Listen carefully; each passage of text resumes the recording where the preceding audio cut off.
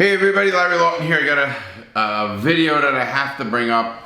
It's just because the body cam was just released by the Akron Police Department of the shooting of Jayland Walker, 25 years old. I'm going to give you my views on this right now. Before I get started, please check us out on YouTube, member programs. Check us out on Patreon. Check us out on Discord. Please, The Real Deal with Larry Lawton podcast on all major platforms and now on YouTube as well. Please subscribe if you haven't on both of our channels. We'd appreciate it. Please hit that notification button. Okay, everybody, let me get going on this case. Jayland Walker is a 25-year-old young man, African-American young man in Akron, Ohio. Had a chase. There was a stop. There was a traffic stop for a minor infraction. And after he stopped, now this is what the police are saying, and everything's gonna be worn out here and see where it goes. They said a shot came from the vehicle. He took off. They had up to 8 or 10 police cars chasing him. He ended up coming to a rolling stop, gets out of the car and starts running. He apparently turns around and the police open fire. He does not have a gun on him. There's no gun. There is a gun in the car. That's what they're saying right now. And that's all being investigated by now the Bureau of Investigation for the Akron, Ohio Bureau of Investigation.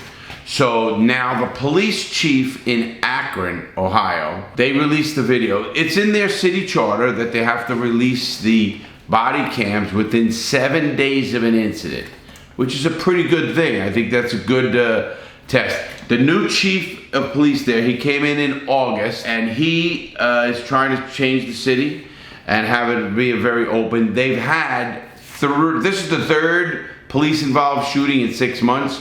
I looked those up as well. One was on December 23rd, and that's a guy had a knife to a lady's throat. I get that one. And next one was on February 22nd, and here's a guy in a house with somebody with a gun, and whether it's a hostage situation or not. There was another police shooting, and now this third one. There is a few disturbing things. A couple reports are saying he was shot 90 times. Did you hear what I just said? 90 times. That's 10 officers shooting 9 bullets. I mean, if that's the case. Even if it's 60. We're gonna play the body cam right now, and you listen to the end of this body cam.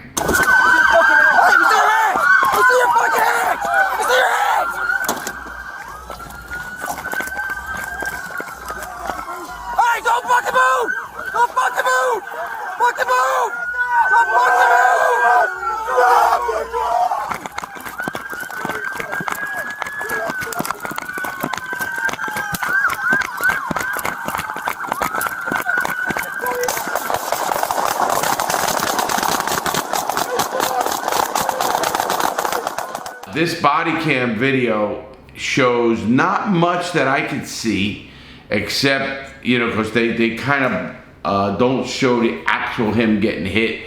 He got hit in the face, the body, upper legs, everywhere pretty much.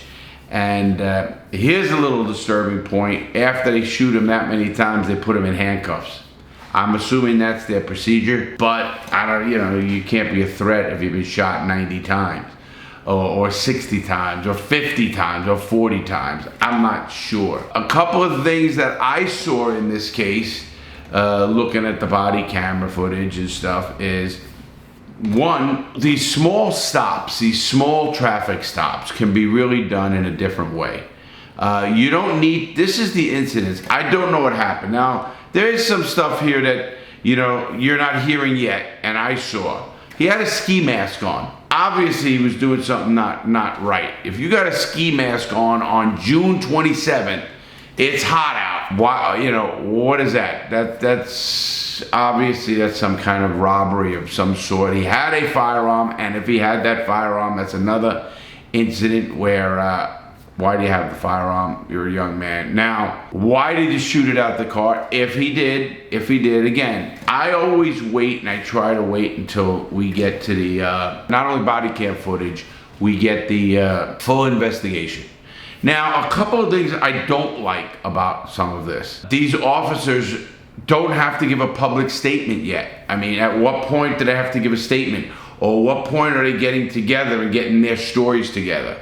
Usually when there's an incident, the police get the people in, they separate them so they can get their stories. Well, now you have the police themselves not being able to do that so they can get their stories together. So in that incident, I don't get it. Now, I know all about what they call shoot, don't shoot. When I was in the Coast Guard, I had to go through that training because we used to board boats. And shoot, don't shoot is they literally put you in a simulator and they have pop-ups. They'll have a lady pop up and you can't shoot her. They'll have a criminal pop up with a gun and you take him out. By their policies, you don't fire your weapon. If a man has a gun, like here, and until he starts coming up, that's when you can shoot him. You can't, if a guy's like this and he has his gun here and you're saying freeze, freeze, you can't shoot him. Now the minute he comes down, you can shoot him. So they didn't even see a gun, no gun at all. That is always my question. Now I don't know, it seemed to be, it was nighttime, it was 12:30 at night. So, you know, there's some issues there. But do all of these officers have to shoot? Meaning, did they all see it? Nobody see a gun? Did everybody thought they saw a gun? That's where I'm a little bit confused on why they don't get their statements early. They have the opportunity to get together through their union and make statements at their own leisure. And that to me is tough. They don't make statements. You know, if you're a criminal, you're gonna be making a statement right in that room with that person. And that's the problem I have, I think. Now, when you hear how many shots, it's like a fireworks display. Now, obviously they released this video yesterday. Here it is Monday morning. And they released this video yesterday, Sunday. And I think they did that on a holiday weekend and they probably could have did it a little earlier. But they figured it's less of a news story, but it's a big story right now, everybody, and as it should. But you know, there's a lot of incidents going on around. Again, I support good cops, but I don't support bad cops, or I don't support people that are undertrained. Now, is it the cop fault, or is it the training fault? I will say this new chief has got to straighten this out. They have no dash cam videos in their car. Why is that? What kind of driving was he doing? What was he doing in that vehicle? Why don't you have dash cam videos in your patrol cars? I mean, these are incidents, people. These are things that people could take care of very easily. Very easily. It takes nothing to put a camera in anything today. It really doesn't. So that should be no excuse. Having no cameras is like saying, you know, we just don't want to get caught. It's really a bad precedent to set. Every police department should have body cameras. Every single police department should have body cameras. And every single police department should have dash cam video. And the minute a cop turns any of that off, or a dash cam or whatever, should be fired. I mean, there's no excuse for turning that off. Zero.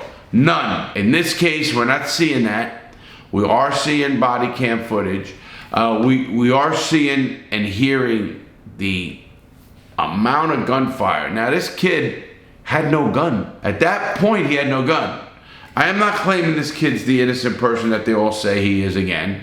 He had a ski mask on.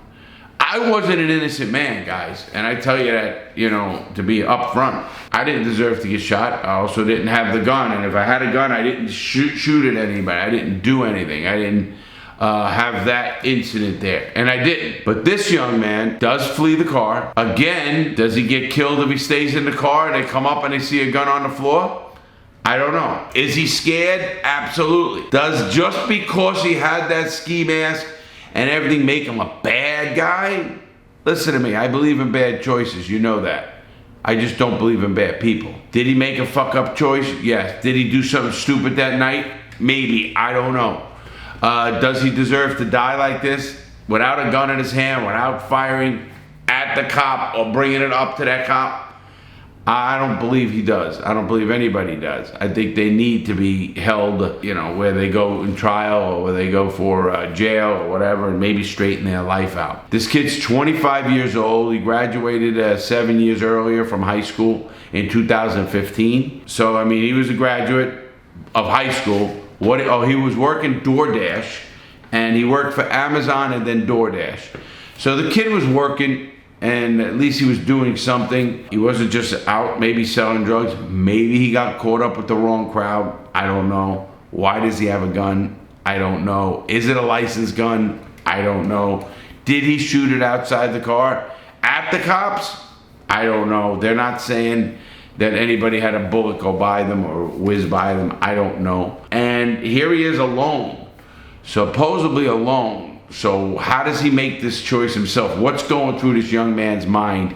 Why is he so scared that either he fires a shot out the window, if he does, if not that, why he takes off and he leaves the gun, which maybe he was turning around and put his hands up. We don't know yet. You know, at this point, I quit, I give up. We don't know at this point. I hate to see good cops get in trouble for something, but I also don't like to see cops get away with stuff. There's a couple of the laws I told you need to be changed, and by seeing this video, one is, I want to know that every one of those cops thought they saw a gun, because you have to see something. You can't just assume somebody has a gun.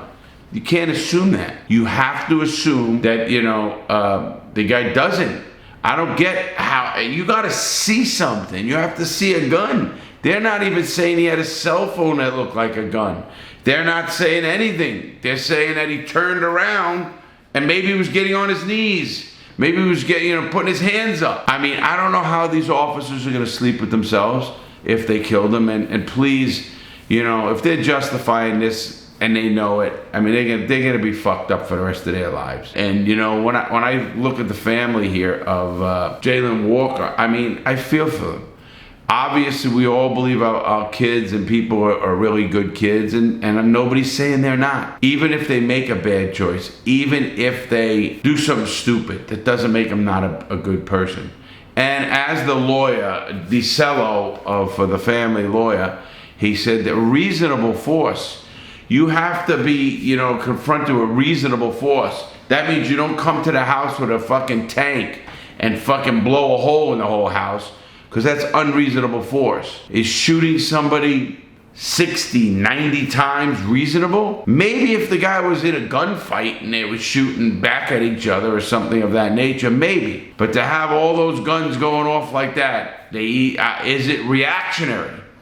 They have to look to see if some of these officers weren't trained right. They're not hiring the right guys. Now, they're saying none of these officers have any disciplinary files. Nothing in their records. I don't know about their shootings. Nothing bad in their record. But think about what I just said. Was it one guy starts shooting and then they all start shooting? They talk about that. It's called reactionary. You know, you're in a war zone, and literally a war zone. One guy starts firing, everybody starts firing. And that's kind of common. At what point does that many bullets been fired? 10 officers were put on administrative leave, paid administrative leave. Now, if they have 10 officers paid on administrative leave, they're saying 10 officers fired rounds. If it's 90 rounds, you're talking about 9 shots per guy. If it's 60 rounds, you're talking about 6 shots per guy until they thought the threat was stopped. I don't get that one. I think we're gonna come up and see what that one's really all about, because that's a little bit sketchy. And looking through this video, all of these cops, was there a supervisor call? Was there a supervisor who was directing these guys what to do? I think law enforcement procedures and policies need to be checked. I think training is the #1 thing we need to do with police officers. The #1 thing we need to do with cops is training. I feel for the cops that are just brand new. I always said that. I feel for these guys. I think there's gonna be some problems here. I think you're gonna find out some guys are just on the job a couple of years and they never pull their weapon, which most cops don't pull their weapons.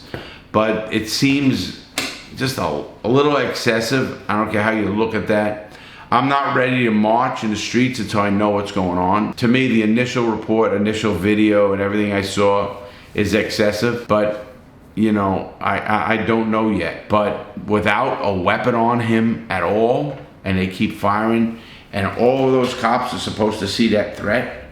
So if they're all seeing the same threat at the same time, that's my issue, because there's no threat, and I don't believe that. I just think it was reactionary, and that's my initial belief, which shows the chief that he has cops that are not ready to be independent out there.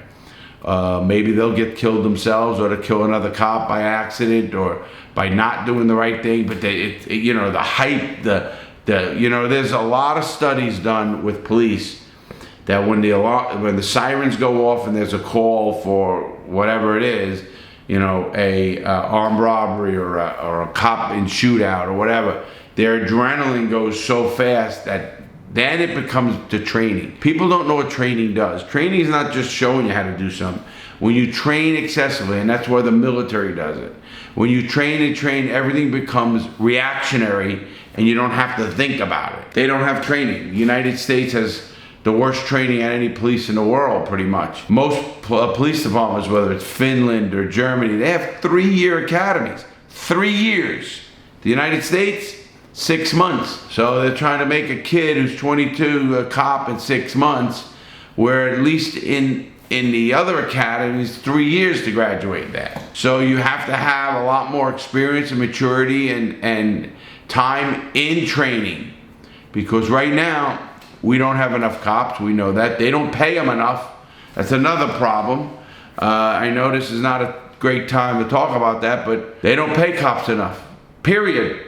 You can't pay people that little. You can't. When you're paying a person $40,000 a year to put their life on the line for everybody, or get into a situation and run towards the danger, that's crazy. I think $60,000 is crazy. They gotta pay these guys commensurate with the danger they face. Now, with that said, they can maybe hire better people. You know, start a cop off at $70,000.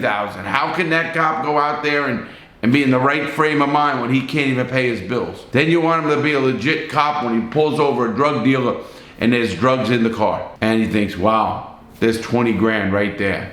I don't make but 30 grand, 40 grand. I mean, it's so hard. I mean, I feel for cops in that regard, I really do. But that is not taking away my belief that we need to get good cops with the right maturity levels and the right training. Now, this cop said this chief of police, and this is in Akron, Ohio, obviously they have some problems. They must have a high crime rate or something in Akron where they're having so many shootings. If you're having that many shootings, you have one of two things. You have bad police and bad police training, or you have such an out of control crime situation that one or two you have to get a hold of, or both. And I'm sure it is both. So this new chief came in August, and he is running into a storm. In his tenure as police chief, there's been 3 shootings already. Now, I like the policy of the police department of releasing a body cam within 7 days. I love it. Now the police chief is better get his shit together and get dash cams in every car. I don't think that's a mega thing. I think they can get grants from the cops organization up in Washington that's called Community Oriented Policing Services. Maybe you could get money from them, but put body cams, not body cams, put dash cams. You got body cams. Well, now put dash cams. It's just more information you're gonna get in an investigation. How fast was he going? What was going on? You know, what was the initial stop? They said a minor traffic stop. What was the minor traffic stop? And then why did this kid panic? They need to find out why this kid panicked. Did he just do a robbery and now he was scared to get caught? Was he gonna do a robbery? Obviously he had a ski mask, and I saw that, and a gun. You know, was this kid in some way doing something nefarious? Obviously, that doesn't look like he was just, you know, going out for a picnic at 12:30 at night with a ski mask and a gun. So I'm one that says, hey, he's doing something wrong. Again, that does not mean he should be dead. does not mean he should be dead. This kid did not have a gun on him. That's always disturbing. And you have a lot of cops that did not have to give statements at the moment of incident. They didn't have to give statements, and that has to change. They should have to come back to the police department alone and give a statement. Give a statement. Now, afterwards, they can put all the statements together and see who's wrong or right. They don't do, they do that with the civilian population. They're not doing it here. Why? I think they really have to do that. And if they do that, I think you're gonna get more transparency. Because everybody knows if you got 5 criminals together and you gave them a week to get their story together, they're gonna have it down to a science. And I don't like that, I really don't. I wish they would just do it the right way. Put them in a room, come off your shift, calm them down, write down in this piece of paper exactly what happened. Exactly. In your eyes, what happened. I don't want you talking to anybody. If I was a supervisor, get them out. You. All back to the police station. No radios, no communications with anybody. Anybody. Get back to the police station and tell me what happened. And the public will believe you. That's the key. The public's gonna believe you. So I'm not saying these cops are wrong at all. I don't know, but on the face of it, listen to those sounds again. Listen to the bullets, and it sounds like a fireworks display, and it is 4th of July today. Sounds like that. It sounds like firecrackers. Packs and packs of firecrackers going off. So it's kind of disturbing, and no gun there. I'm not gonna judge anybody yet until the official record comes out, and then we'll judge, or at least give another opinion on what we believe is gonna happen. All right, guys, please stay safe. You know, protests are good, but they have to be civil. A protest works when it's civil and you can disrupt something. At this point, I think they need to get this investigation done outward. And again, I do think it's gonna be skewed because they don't do that with the cops. And I think if they did that with cops, they'd be a lot better off. With that said, everybody, please stay safe, make good choices. You don't want to be involved. Don't be around a gun, anybody. My thoughts and prayers are with everybody involved that they did the right thing, because you're going to have a lot of problems in this case. Have a great day, everybody. Please stay safe, make good choices, and I'll see you Thursday.